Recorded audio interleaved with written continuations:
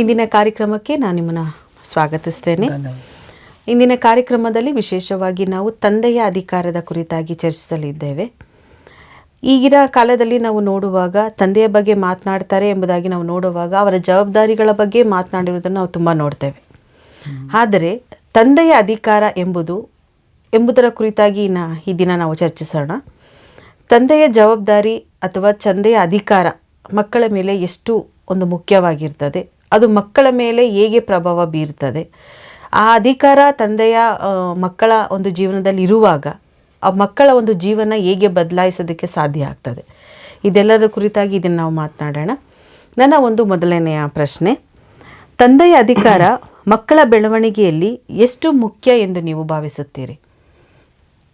ಸೌಮ್ಯರೇ, ನಾವು ಸಾಮಾನ್ಯ ನೋಡ್ತೀವಿ, ಎಲ್ಲರೂ ತಂದೆ ತಾಯಿಗಳ ಒಂದು ಜವಾಬ್ದಾರಿಗಳ ಬಗ್ಗೆ ಹೆಚ್ಚು ಒತ್ತಡ ಕೊಟ್ಟು ಅದನ್ನು ಚರ್ಚೆನೂ ಮಾತಾಡ್ತಾರೆ.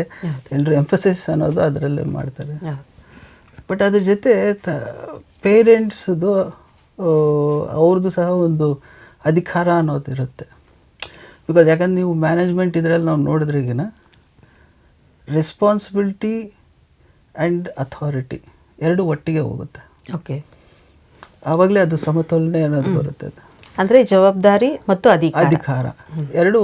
ಯಾಕಂದರೆ ಒಬ್ರಿಗೆ ನೀವು ಅಧಿಕಾರ ಕೊಟ್ಬಿಟ್ಟು ಅವ್ರಿಗೆ ರೆಸ್ಪಾನ್ಸಿಬಿಲಿಟಿ ಕೊಡಲಿಲ್ಲ ಅಂತಂದರೆ ಅವ್ರು ಮಾಡೋ ಎಲ್ಲ ಒಂದು ಆ್ಯಕ್ಷನ್ಗೂ ಯಾವುದು ರೆಸ್ಪಾನ್ಸಿಬಿಲಿಟಿ ಅನ್ನೋದು ಇರೋದಿಲ್ಲ, ಜವಾಬ್ದಾರಿ ಅನ್ನೋದು ಇರೋದಿಲ್ಲ. ಏನು ಬೇಕಾದ್ರೂ ಮಾಡ್ಕೋಬೋದು. ಅದೇ ಥರ ಬರೀ ರೆಸ್ಪಾನ್ಸಿಬಿಲಿಟಿ ಅಂತ ಕೊಟ್ಟು ನೀವು ಅಧಿಕಾರ ಕೊಡಲಿಲ್ಲ ಅಂತಂದರೆ ಅವ್ರು ಪರ್ಫಾರ್ಮ್ ಮಾಡೋಕ್ಕೂ ಆಗಲ್ಲ.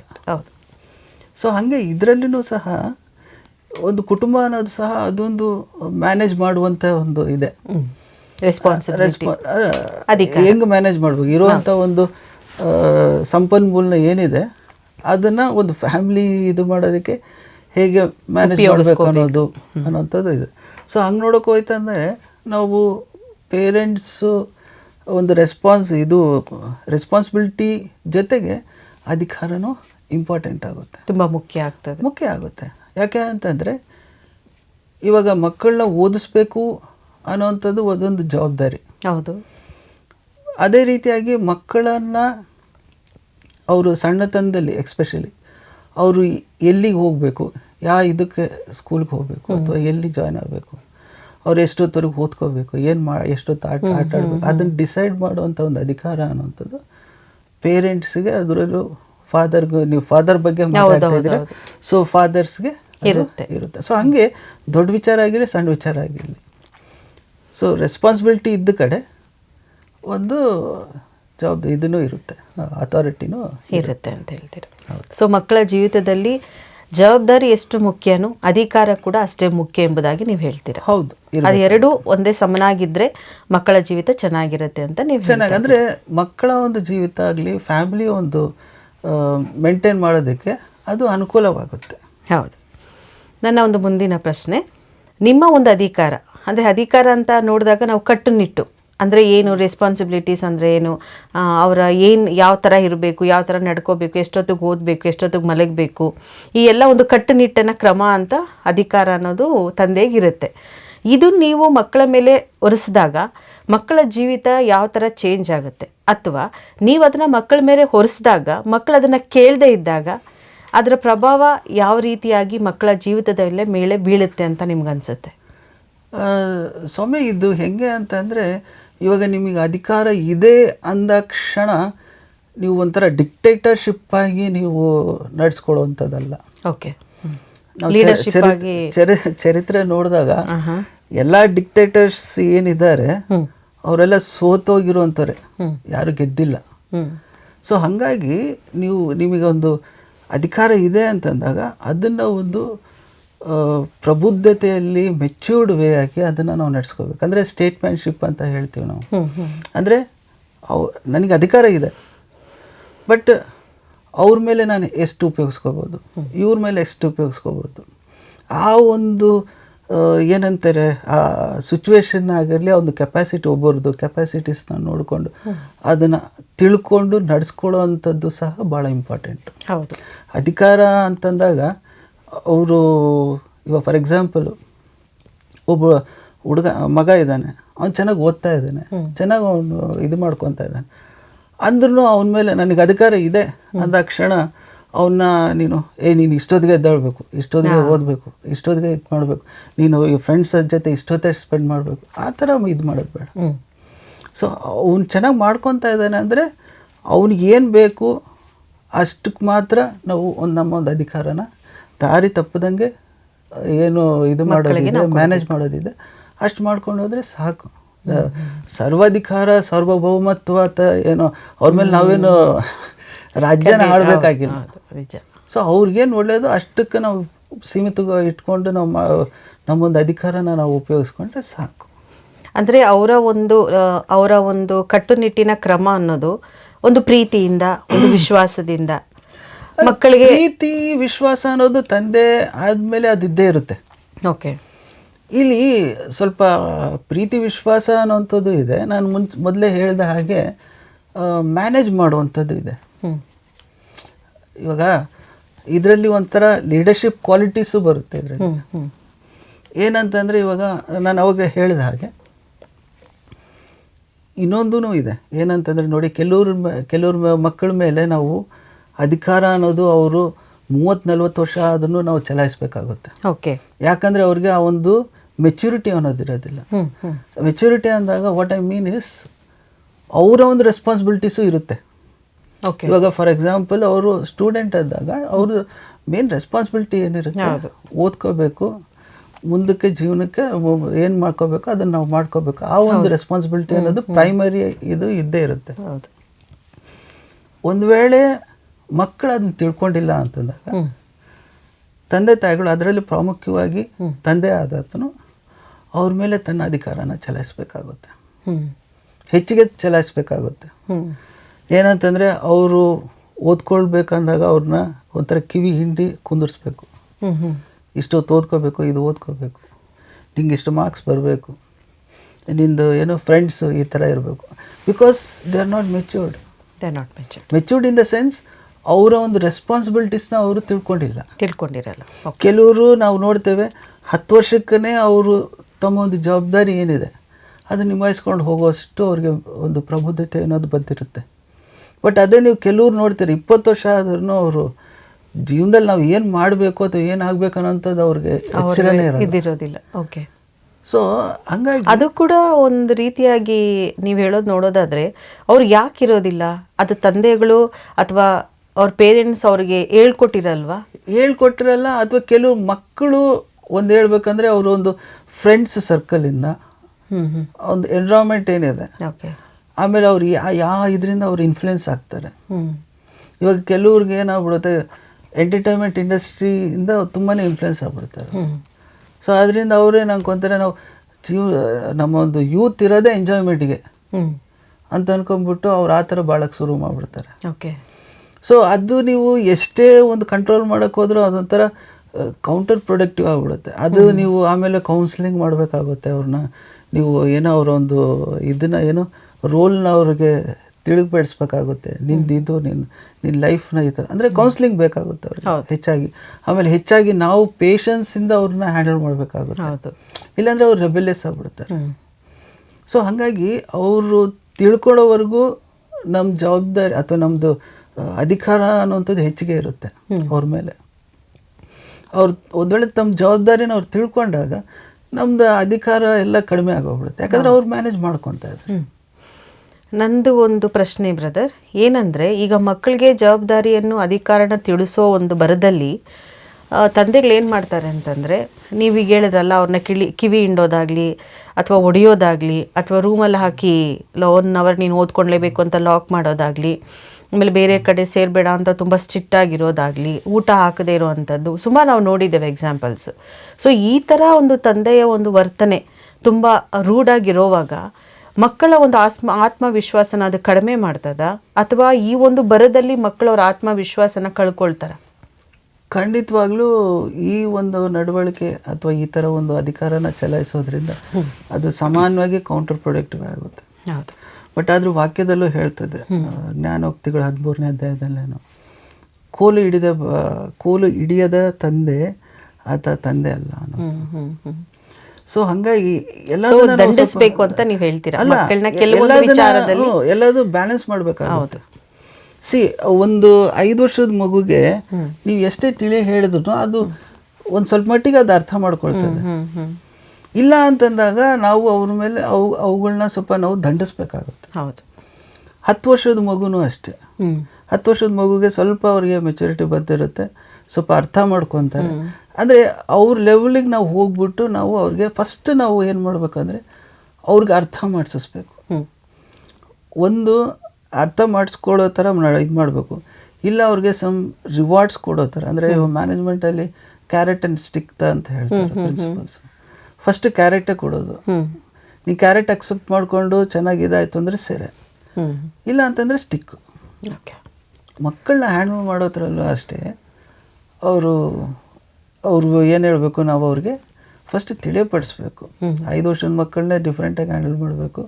10 ವರ್ಷದಂಗೆ 15 ವರ್ಷದಂಗೆ ವಯಸ್ಸು ತಕ್ಕಂಗೆ ಅವರು ಬೆಳವಣಿಗೆ ಹೇಗಿರುತ್ತೋ ಅದ್ರ ಮೇಲೆ. ಅಂದರೆ ಇವಾಗ ಇನ್ನೊಂದೂ ಇದೆ ಸಾಮಾನ್ಯವಾಗಿ, ಏನಂದರೆ ಹೆಣ್ಣು ಮಕ್ಕಳು ಬೇಗ ಒಂದು ಮೆಚ್ಯೂರಿಟಿ ಅನ್ನೋದು ತೋರಿಸ್ತಾರೆ ಅಂತ, ವಿಷಯಗಳನ್ನ ಅರ್ಥ ಮಾಡ್ಕೊಳ್ಳೋದ್ರಲ್ಲಾಗಲಿ ನಡ್ಕೊಳ್ಳೋದ್ರಲ್ಲಾಗಲಿ.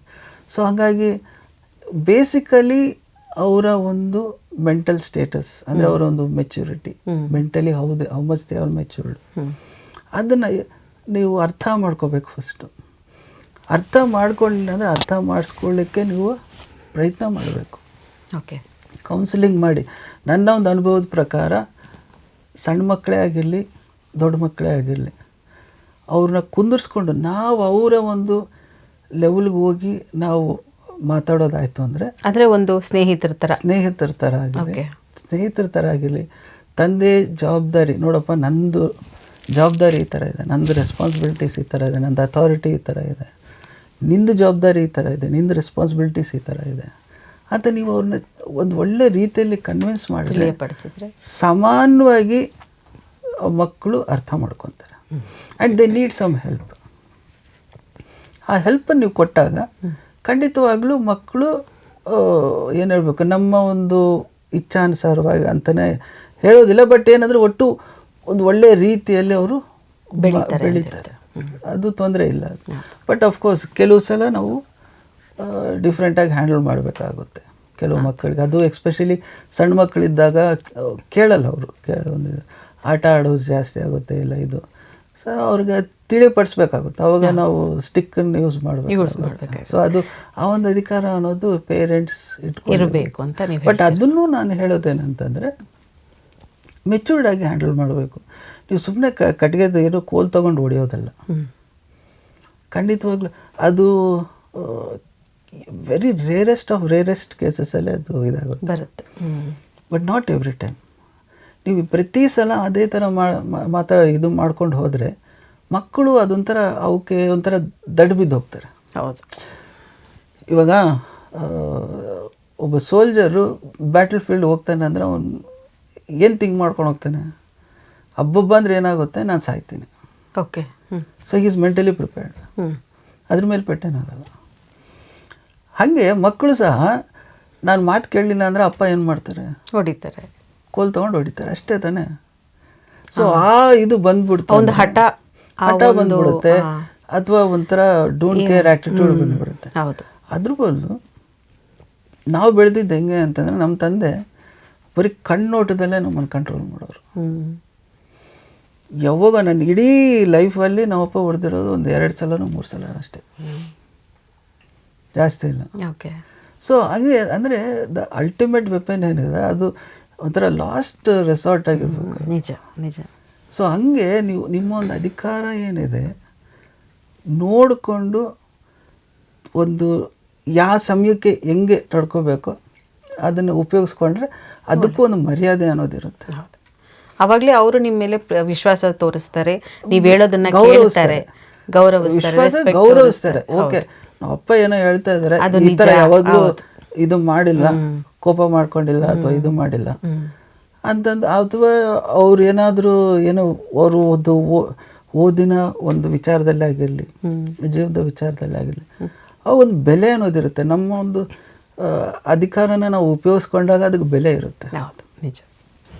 ಒಂದು ಗಾದೆ ಇದೆ ಬ್ರದರ್, ಗಿಡವಾಗಿ ಬಗ್ಗದ್ದು ಮರವಾಗಿ ಬಗ್ಗೀತೆ ಎಂಬುದಾಗಿ ನಾವು ನೋಡ್ತೇವೆ. ಸೊ ನೀವು ಹೇಳೋ ಪ್ರಕಾರ ನಾವು ಚಿಕ್ಕಂದಿನಿಂದನೇ ಮಕ್ಕಳಿಗೆ ಈ ಕಟ್ಟುನಿಟ್ಟಿನ ಕ್ರಮ ಅನ್ನೋದು ನಾವು ಹೇಳ್ಕೊಡ್ತಾ ಬಂದರೆ ಮಕ್ಕಳು ಒಂದು ಒಳ್ಳೆ ದಾರಿಯಲ್ಲಿ ಹೋಗೋದಕ್ಕೆ ಸಹಾಯ ಆಗುತ್ತೆ ಅಂತ ನೀವು ಹೇಳ್ತೀರಾ. ಈಗ ನೀವೊಂದು ಮಾತು ಹೇಳಿದ್ರಿ, ನಾವು ಇಂದಿನ ಕಾಲದಲ್ಲೆಲ್ಲ ನಮ್ಮ ತಂದೆಯವರು ಈ ಥರ ಕಂಡುಬಿಟ್ರೆ ಸಾಕು ನಾವು ತುಂಬ ಇದರಾಗಿ ಸ್ಟ್ರಿಕ್ಟಾಗಿ ನಾವು ಬೆಳೆದಿದ್ದೀವಿ ಅಂತ. ಈ ಒಂದು ವಿಚಾರದಲ್ಲಿ ನೋಡುವಾಗ ನಿಮ್ಮ ಒಂದು ತಂದೆ ತಾಯಿಗಳ ಒಂದು ಕಾಲಕ್ಕೆ ಈಗಿನ ತಂದೆಗಳ ಒಂದು ಕಾಲಕ್ಕೆ ಏನು ಡಿಫ್ರೆನ್ಸ್ ಇದೆ ಅಂತ ಅನಿಸುತ್ತೆ? ಏನು ವ್ಯತ್ಯಾಸ ಇದೆ ಆಗಿನ ಕಾಲದ ತಂದೆಗಳಿಗೆ ಈಗಿನ ಕಾಲದ ತಂದೆಗಳಿಗೆ? ಡಿಫ್ರೆನ್ಸ್ ಇದೆಯಾ? ಇದೆ, ಖಂಡಿತವಾಗ್ಲೂ ಇದೆ. ಇವಾಗ ನೋಡಿ, ನಮ್ಮ ತಂದೆ ತಾಯಿ ಕಾಲದಲ್ಲಿ ಅಂತಂದರೆ ಮಕ್ಕಳನ್ನ ಶಿಸ್ತಾಗಿ ಬೆಳೆಸೋದಂದರೆ ಅವ್ರಿಗೆ ಗೊತ್ತಿರೋದೇನೆಂದರೆ ಓದು, ಕೆಟ್ಟದಕ್ಕೆ ಹೋಗಬೇಡ, ಆಮೇಲೆ ಏನು ದುಷ್ಪೃಷ ಇದು ಮಾಡಬೇಡ, ಹೋದ್ರಿಗಿನ ಒದೆ.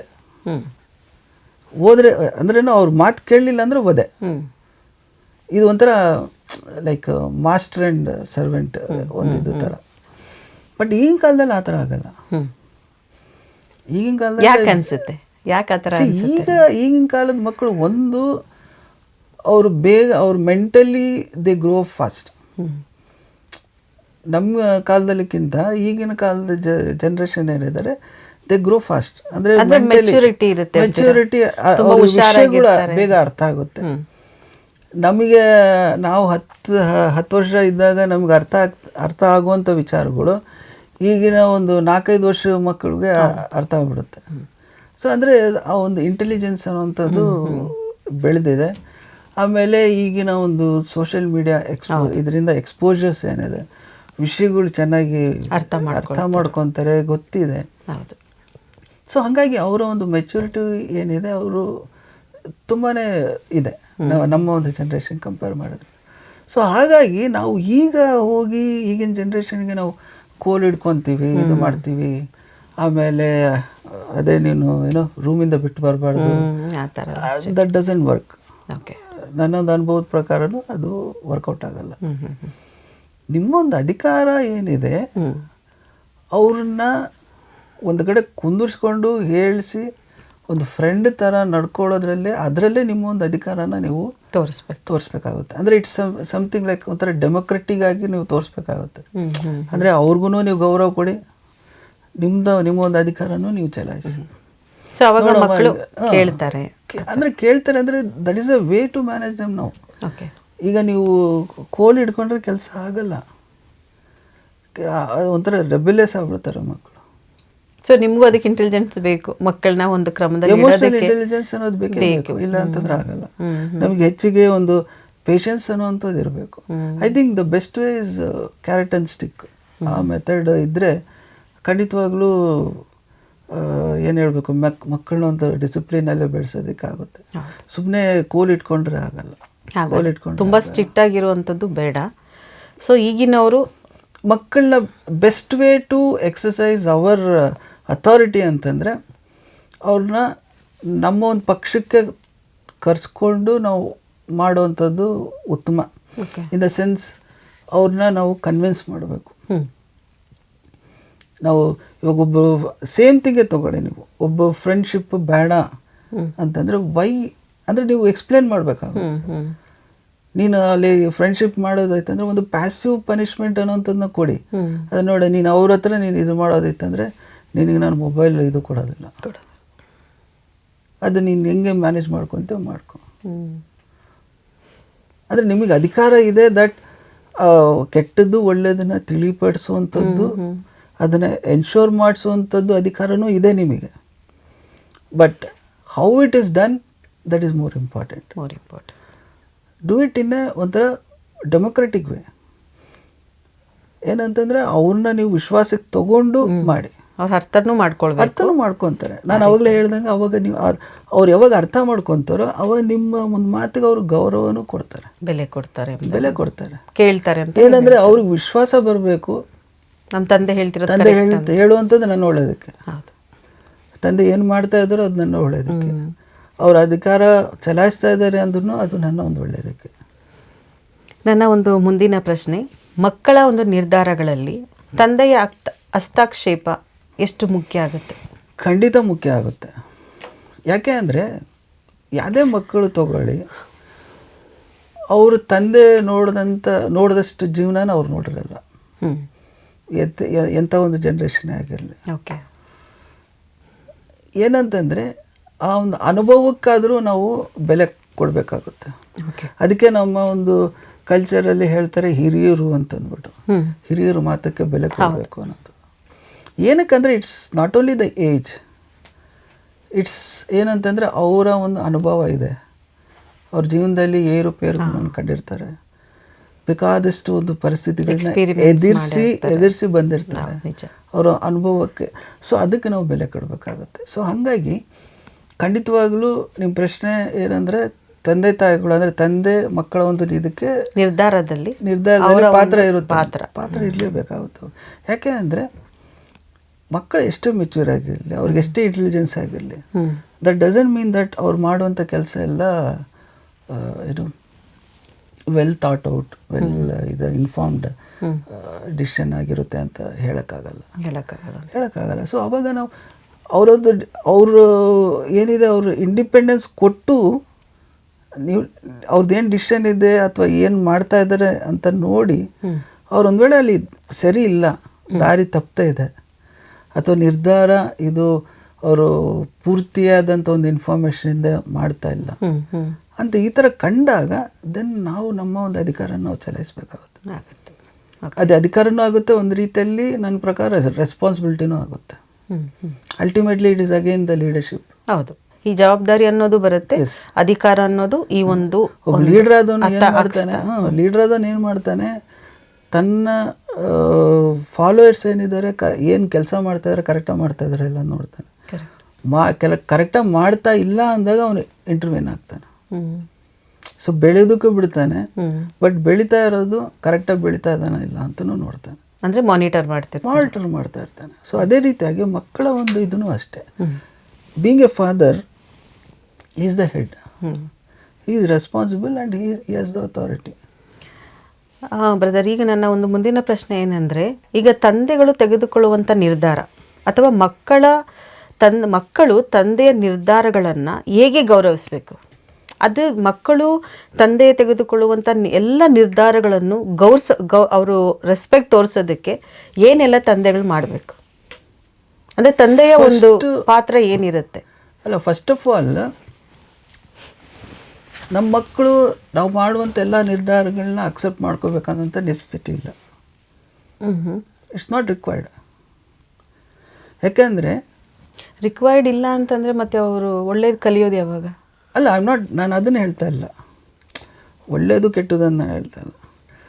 ಅವರೊಂದು ಇಂಡಿಪೆಂಡೆನ್ಸ್ ಅವ್ರಿಗಿದ್ದೇ ಇರುತ್ತೆ, ಸರಿನಾ? ಅವ್ರಿಗೂ ಬುದ್ಧಿ ಇದೆ, ಜ್ಞಾನ ಇದೆ, ದೇವರು ಕೊಟ್ಟಿದ್ದಾರೆ, ಅದನ್ನು ಅವ್ರು ಉಪಯೋಗಿಸ್ಕೊಳ್ಳೋಷ್ಟು ಅಧಿಕಾರ ಇದೆ. ಬಟ್ ಅಫ್ಕೋರ್ಸ್ ಅವ್ರು ತಪ್ತಾ ಇದ್ದಾರೆ ಅಂದಾಗ ಮಾತ್ರ ನಾವು ಅವ್ರನ್ನ ತಿದ್ದಬೇಕಾಗುತ್ತೆ.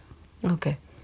ಇವಾಗ ಸಣ್ಣವರಿದ್ದಾಗ ಅವರ ಒಂದು ಅನುಭವ, ಅವರ ಒಂದು ಎಕ್ಸ್ಪೀರಿಯನ್ಸು, ಜ್ಞಾನ ಲಿಮಿಟೆಡ್. ಒಂದು 10 ವರ್ಷದ ಮಗುಗೆ ನೀವೇನು ಎಕ್ಸ್ಪೆಕ್ಟ್ ಮಾಡೋಕ್ಕಾಗುತ್ತೆ? ಅವ್ನು ತಪ್ಪು ಮಾಡಿದಾಗ ನಾವು ಏನು ಮಾಡಬೇಕಾಗುತ್ತೆ? ಒಂದು ಒಳ್ಳೆ ರೀತಿಯಲ್ಲಿ ತಿದ್ದಬೇಕು. ಓಕೆ. ಅಥವಾ ತಪ್ಪು ಮಾಡ್ತಾ ಇದ್ದಾನೆ ಅಂದರೆ ತಿದ್ದಬೇಕಾಗುತ್ತೆ. ಬಟ್ ಅದೇ 20 ವರ್ಷದ ಮಗನೂ ತಪ್ಪು ಮಾಡ್ತಾ ಇದ್ದಾನೆ ಅಂದರೆ ನಾವು ತಿದ್ದಬೇಕಾಗುತ್ತೆ, ಇಲ್ಲ ಅಂತ ಹೇಳೋದಿಲ್ಲ.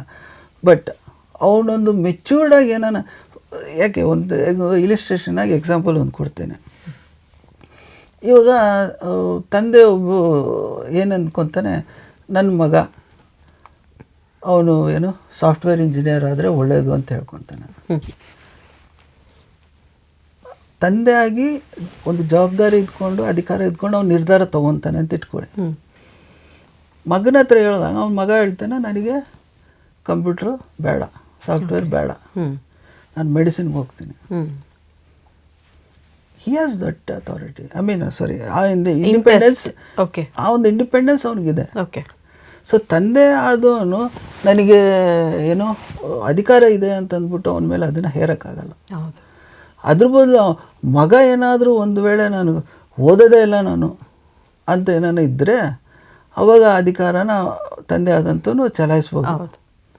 ಏನೋ ಒಂದು ಹೇಳ್ಬೋದು, ನೀನು ಓದಲಿಲ್ಲ ಅಂದರೆ ನಿನಗೆ ಇದು ಮಾಡಲ್ಲ, ಏನೋ ಒಂದು ಇದು ಮಾಡೋದು ಸಮಥಿಂಗ್, ಅದು ಏನು ಸರ್ಕಮ್ಸ್ಟೆನ್ಸಸ್ಗೆ ಏನು ಇದಾಗುತ್ತೋ ಅದನ್ನ ಪ್ರಕಾರ ಅವರು ನಿರ್ಧಾರ ತಗೋಬೋದು. ಬಟ್ ನಾನು ಹೇಳೋದೇನಂತಂದರೆ, ನಾವು ನಿರ್ಧಾರ ತಗೊಂಡಾಗಲೂ ಸಹ ಅದು ಮಕ್ಕಳಿಗೆ ಮಕ್ಕಳ ಹತ್ರ ನಾವು ಹಂಚ್ಕೊಂಡಾಗ ಅದು ಅವ್ರಿಗೆ ಅದು ಇಂಟ್ರೆಸ್ಟ್ ಇಲ್ಲ ಅಂತಂದಾಗ, ಬಟ್ ಆದರೆ ಕೆಟ್ಟದಕ್ಕೆ ಏನಾಗ್ತಾ ಇಲ್ಲ, ಕೆಟ್ಟದಕ್ಕೇನು ಹೋಗ್ತಾ ಇಲ್ಲ ಅವರು, but they are not interested in that. That doesn't mean that they don't love us, that doesn't mean that they don't respect us. But ಏನಂತಂದರೆ ಅವರ ಒಂದು ಇಂಟ್ರೆಸ್ಟು, ಅವರ ಒಂದು ಕೇಪಬಿಲಿಟೀಸು ಏನಿದೆ, ಅಥವಾ ಅವರು ಲೈಫ್ ಬಗ್ಗೆ ಅವರೇನು ತಿಳ್ಕೊಂಡಿದ್ದಾರೆ. But again I am telling, ಕೆಟ್ಟದಕ್ಕಲ್ಲ, ಕೆಟ್ಟದಕ್ಕೆ ಹೋಗುವಂಥದ್ದಲ್ಲ, ಒಳ್ಳೇದೇ. But they are not some interest ಇಲ್ಲ ಆ ಒಂದು ಇದರಲ್ಲಿ, ನಿಮ್ಮ ಒಂದು ಡಿಸಿಷನ್. ಸೊ ರೆಸ್ಪೆಕ್ಟ್ ದಮ್. ನೀವು ಅವ್ರಿಗೆ ನೀವು ಎಷ್ಟು ಇಂಡಿಪೆಂಡೆನ್ಸ್ ಕೊಟ್ಟು ಒಂದು ಅವರೊಂದು ಡಿಸಿಷನ್ಸಲ್ಲಿ ನೀವು ಭಾಗಿಯಾಗ್ತೀರೋ ಅಷ್ಟೇ ನಿಮಗೂ ರೆಸ್ಪೆಕ್ಟ್ ಸಿಗುತ್ತೆ. But again I am telling, ನಿಮ್ಮೊಂದು ಅಧಿಕಾರನ ನೀವು ಯಾವಾಗ ಚಲಾಯಿಸಬೇಕಾಗುತ್ತೆ. ಅವ್ರು ಕೆಟ್ಟದಕ್ಕೆ ಹೋಗ್ತಾ ಇದ್ದರೆ, ಜೀವನನ ನಿರುಪಯೋಗ ಮಾಡ್ಕೊತಾ ಇದ್ದಾರೆ ಅಂದರೆ ಚಲಾಯಿಸಲೇಬೇಕು. ಒಟ್ಟಾರೆಯಾಗಿ ಏನು ಹೇಳೋದಂದ್ರೆ, ನಾನು ಮಕ್ಕಳನ್ನು ಯಾವ ರೀತಿ ಬೆಳೆಸಬೇಕು ಅಂದರೆ, ತಾಯಿಯಾದವಳು ಮಕ್ಕಳ ಒಂದು ಜನ್ಮ ನೋಡಿ ತನ್ನ ಗರ್ಭ ಪುಣ್ಯ ಮಾಡ್ತು ಅಂತ ಹೇಳಬೇಕು. ತಂದೆ ಆದವನು ಮಕ್ಕಳ ಒಂದು ಜೀವನ ನೋಡಿ ಎದೆ ಉಬ್ಬಿಸ್ಕೊಂಡು ನಡಿಬೇಕು. ಅಲ್ಲಿ ಸಾರ್ಥಕ ಆಗ್ತದೆ ಅಂತ ನೀವು ಹೇಳ್ತಾರೆ. ಒಂದು ವೇಳೆ ಇನ್ನೂ ಹೆಚ್ಚಿಗೆ ಹೋಗಿ ಹೇಳೋದಾಯ್ತು ಅಂದರೆ, ಆ ಮಗು ಜೀವನ ಮುಗಿಸಿ ಸ್ಮಶಾನಕ್ಕೆ ಹೋದಾಗ ಸ್ಮಶಾನ ಎದ್ದು ನಿಂತು ಅಳಬೇಕು. ಆಮೇಲೆ ದೇವ್ರ ಮುಂದೆ ನಿಂತಾಗ ದೇವ್ರು ಹೇಳಬೇಕು, ನಾನು ನಿನ್ನನ್ನು ಮನುಷ್ಯನಾಗಿ ಹುಟ್ಟಿಸಿದ್ದು ಸಾರ್ಥಕ ಆಯಿತು ಅಂತ. ಈ ಒಂದು ನಿಟ್ಟಿನಲ್ಲಿ ಮಕ್ಕಳನ್ನ ಬೆಳೆಸೋದಕ್ಕೆ ಪ್ರಯತ್ನ ಪಟ್ಟರೆ ಸಾಕು. ತುಂಬ ಚೆನ್ನಾಗಿ ಹೇಳಿದ್ರಿ ಬ್ರದರ್. ಸೊ ನೀವು ಈ ವಿಚಾರದಲ್ಲಿ ಹೇಳೋದು ಆದರೆ, ಮಕ್ಕಳ ಒಂದು ಅಧಿಕಾರವನ್ನು ಮಕ್ಕಳು ತೆಗೆದುಕೊಳ್ಳುವಂಥ ನಿರ್ಧಾರವನ್ನು ಕೆಲವು ಸಮಯದಲ್ಲಿ ತಂದೆ ತಾಯಿಗಳು ಕೂಡ ಗೌರವಿಸಬೇಕು. ಹೇಗೆ ಅವರು ಒಳ್ಳೆಯ ನಿಟ್ಟಿನಲ್ಲಿ ನಡೀತಾ ಇದ್ದಾರೆ, ಅವರು ಒಳ್ಳೆಯ ಮಾರ್ಗದಲ್ಲಿ ನಡೀತಾ ಇದ್ದಾರೆ, ಅವ್ರದ್ದು ಥಾಟ್ಸ್ ನಮಗೆ ಅಲೈನ್ ಆಗದೆ ಇರ್ಬೋದು. ಹೌದು. ಸೊ ಈ ಒಂದು ಮಾರ್ಗದಲ್ಲಿ ಹೋದಾಗ ಅವ್ರ ಲೈಫ್ ಸೆಟ್ಲ್ ಆಗುತ್ತೆ ಅನ್ನೋ ಒಂದು ದೃಢತೆ ತಂದೆ ತಾಯಿಗಳಲ್ಲಿ ಇದ್ದಾಗ ಅವರ ನಿರ್ಧಾರವನ್ನು ಕೂಡ ತಂದೆಗಳು ಗೌರವಿಸಬಹುದು. ಆವಾಗ ತಂದೆ ಮೇಲೆ ಕೂಡ ಅವ್ರಿಗೆ ಗೌರವ ಸ್ವಾಭಾವಿಕವಾಗಿ ಬರ್ತದೆ. ಅವಾಗ ಏನಾಗುತ್ತೆ, ಇನ್ನೊಂದು ಏನಂತಂದ್ರೆ, ನೀವು ಅವರ ಒಂದು ಕೊನೆಗಾಲದ ಅಂದರೆ ಅವರು ವಯಸ್ಸಾಗಿದೆ, ನಿಮಗೂ ವಯಸ್ಸಾಗಿದೆ, ಅಂಥ ಏಜಲ್ಲೂ ಸಹ ಅವ್ರು ನಿಮ್ಮ ಒಂದು ಅಧಿಕಾರನ ಅವ್ರು ರೆಕಗ್ನೈಸ್ ಮಾಡ್ತಾರೆ. ಯಾಕಂದರೆ ಇವನ್ ನನ್ನ ಕೇಸಲ್ಲೇ ಹೇಳೋದಾಯ್ತಂದರೆ, ನಮ್ಮ ತಾಯಿಗೆ ಕೊನೆ ಇದರಲ್ಲಿ ಇದ್ದಾಗಲೂ ಸಹ ನಾನು ಅವರು ಇಲ್ಲ ಅಂತ ಹೇಳೋದಿಲ್ಲ, ಬೇಡ ಅಂತ ಹೇಳಲ್ಲ, ಇದು ಮಾಡೋದಿಲ್ಲ. ಬಟ್ ಆದರೂ ಹೋಗಿ ಅಮ್ಮ ಹಿಂಗೆ ಅವ್ರು ಆಯಿತು ಅಂತಂದರು ಅಂತ ಹೇಳಿದ. ಆದರೆ ನಾವು ಅವರಿಗೆ ಆ ಒಂದು ರೆಸ್ಪೆಕ್ಟ್ ಏನು ಕೊಡ್ತೀವಿ, ರೆಸ್ಪೆಕ್ಟ್ ಅಂದ್ರೂ ಏನು, ಅವರ ಒಂದು ಅಧಿಕಾರಕ್ಕೆ ಸ್ಥಾನಕ್ಕೆ ನಾವು ರೆಸ್ಪೆಕ್ಟ್ ಕೊಡ್ತೀವಿ. ಏನಕ್ಕೆ? ಬಿಕಾಸ್ ಅವರ ಒಂದು ಇದನ್ನು ಅವ್ರು ಉಳಿಸ್ಕೊಂಡಿದ್ದಾರೆ, ಸ್ಥಾನಮಾನನ. ಅದೇ ಥರ ನಾವು ಉಳಿಸ್ಕೊಳ್ಬೇಕಷ್ಟೆ. ತುಂಬ ಚೆನ್ನಾಗಿ ಮಾತನಾಡಿದ್ರಿ ಬ್ರದರ್. ನನ್ನ ಒಂದು ಕೊನೆಯ ಪ್ರಶ್ನೆ, ಇದುವರೆಗೂ ನಾವು ಅಧಿಕಾರದ ಕುರಿತಾಗಿ ಮಾತನಾಡ್ತಾ ಇದ್ದೇವೆ. ಕೊನೆಯದಾಗಿ, ಮಕ್ಕಳು ತಂದೆ ತಾಯಿಗಳ ಅಧಿಕಾರ ಮಕ್ಕಳ ಜೀವನದಲ್ಲಿ, ಅವರ ಒಂದು ಲೀಡರ್ಶಿಪ್ ಮಕ್ಕಳ ಒಂದು ಜೀವಿತದಲ್ಲಿ ಪಾಸಿಟಿವ್ ಆಗಿ ಇರಬೇಕಾ ಅಥವಾ ಭಯದಿಂದ ಕೂಡಿರಬೇಕಾ? ಪಾಸಿಟಿವ್ ಆಗಿರಬೇಕು. ನಾನು ಅದನ್ನೇ ಇಷ್ಟೊತ್ತು ಹೇಳಿದೆ, ಪಾಸಿಟಿವ್ ಆಗಿರಬೇಕು, ಭಯದಿಂದ ಅಲ್ಲ. ಭಯದಿಂದ ಇದ್ರೆ ಭಯ ಇದ್ರಿಗಿನ ಅದು ಭಯ ಇರೋವರೆಗೂ ಇಷ್ಟೇ ಅಷ್ಟೇ. ನೀವು ಪಾಸಿಟಿವ್ ಆಗಿತ್ತು ಅಂದರೆ ನೀವು ಸಾಯೋವರೆಗೂ ಇರ್ತದೆ, ಅದು ಸತ್ತ ಮೇಲೂ ಇರುತ್ತೆ ಹೇಳಬೇಕು ಅಂದರೆ, ನೆನ್ಸ್ಕೊತಾರೆ. ಸೊ ದಾರಿ ತಪ್ಪದಂಥ ಮಕ್ಕಳಿಗೆ ಭಯ ಅನ್ನೋದು ಮುಖ್ಯ ಅಲ್ವಾ? ದಾರಿ ತಪ್ಪುವಂಥ ಮಕ್ಕಳಿಗೆ ಅವರು ಹೆಂಗೆ ಅಂತಂದರೆ, ದೇ ಹ್ಯಾವ್ ಆಲ್ರೆಡಿ ಡಿಸೈಡೆಡ್, ನಾನು ದಾರಿ ತಪ್ಪಬೇಕು ಅನ್ನೋವಂಥದ್ದು ಡಿಸೈಡ್ ಮಾಡ್ಕೊಂಡಿದ್ದಾರೆ. ಸೊ ಅವಾಗ ನಾವು ದಟ್ ಡಸಂಟ್ ಮೀನ್ ದಟ್ ಅವ್ರನ್ನ ನಾವು ಬಿಟ್ಬಿಡ್ಬೇಕು ಅಂತಲ್ಲ, ಅವ್ರಿಗೆ ನಾವು ಕೊನೆವರೆಗೂ ನಾವು ಪ್ರಯತ್ನ ಮಾಡಲೇಬೇಕು. ಅದೇ ಆ ಒಂದು ಸಮಯದಲ್ಲಿ ತಂದೆ ಅಧಿಕಾರ ಎಂಬುದು ತುಂಬ ಮುಖ್ಯ. ಉಪಯೋಗಿಸ್ಕೋಬೇಕಾಗುತ್ತೆ, ಎಲ್ಲ ಮಾಡಬೇಕಾಗುತ್ತೆ. But as as you said, ಕೆಲವು ಮಕ್ಕಳು ಅದು ಈ ಕಾರಣದಿಂದ, ಅದು ಮೋಸ್ಟ್ಲಿ ಅವರೊಂದು ಹಠದಿಂದನೋ ಅಥವಾ ಅವರ ಒಂದು ಸಹವಾಸಗಳಿಂದಲೋ ಏನೋ ಒಂದು ಇದರಿಂದ ಅವರು ದಾರಿ ತಪ್ಪಿಬಿಡ್ತಾರೆ. ಬಟ್ ಆದರೆ ತಂದೆ ಆದಂಥವರು ಅಧಿಕಾರನ ಉಪಯೋಗಿಸ್ಕೊಂಡು, ಅಂದರೆ ಲೈಕ್ ತಿಳಿ ಹೇಳುವಂಥದ್ದು, ಇಲ್ಲಾಂದರೆ ಹೊಡೆಯುವಂಥದ್ದಾಗಿರಲಿ, ಅಂದರೆ ನಾನು ಹೇಳ್ತದೆ ಹಾರ್ಡಾಗಿ ಒಂದು ಆ್ಯಕ್ಷನ್ಸ್ ಮಾಡುವಂಥದ್ದು, ತಗೊಳ್ಳೋವಂಥದ್ದು ಅದೆಲ್ಲ ಮಾಡಬೇಕು, ಇಲ್ಲ ಅಂತ ನಾನು ಹೇಳ್ತಾ ಇಲ್ಲ. ಬಟ್ ಆದರೆ ಅದು ಕೂಡ ಪಾಸಿಟಿವಲ್ಲಿ ಇರಬೇಕು, ಪಾಸಿಟಿವ್ ಇರಬೇಕು ಆದಷ್ಟು. ಬಿಕಾಸ್ ನನ್ನ ಒಂದು ಇದೇನಂತಂದರೆ, the hardest thing to break ಅಂತಂದರೆ ಲವ್, ಪ್ರೀತಿ. ಸೊ ನೀವು ಪ್ರೀತಿ ತೋರಿಸಿ ನಿಮ್ಮ ಒಂದು ಅಧಿಕಾರನ ನೀವು ಚಲಾಯಿಸ್ಕೊಳ್ಳೋದಾಯಿತು ಅಂದರೆ ಇಟ್ ವಿಲ್ ಬ್ರೇಕ್ ಇವತ್ತೆಲ್ಲ ನಾಳೆ ಅಂತ ಹೇಳ್ತೀವಿ. ತುಂಬ ಧನ್ಯವಾದಗಳು ಬ್ರದರ್. ಇಷ್ಟು ಹೊತ್ತು ನಮ್ಮೊಟ್ಟಿಗೆ ತಂದೆ ಅಧಿಕಾರದ ಕುರಿತಾಗಿ ಸುಮಾರು ವಿಚಾರಗಳನ್ನ ನೀವು ಚರ್ಚಿಸಿದ್ದೀರಿ. ತುಂಬ ಅಮೂಲ್ಯವಾದಂಥ ವಿಚಾರಗಳನ್ನ ನಮಗೆ ತಿಳಿಯಪಡಿಸಿದ್ದೀರಿ. ಈ ಒಂದು ಕಾರ್ಯಕ್ರಮಕ್ಕೆ ಬಂದಿದ್ದಕ್ಕೆ ನಿಮಗೆ ನನ್ನ ವಂದನೆಗಳು.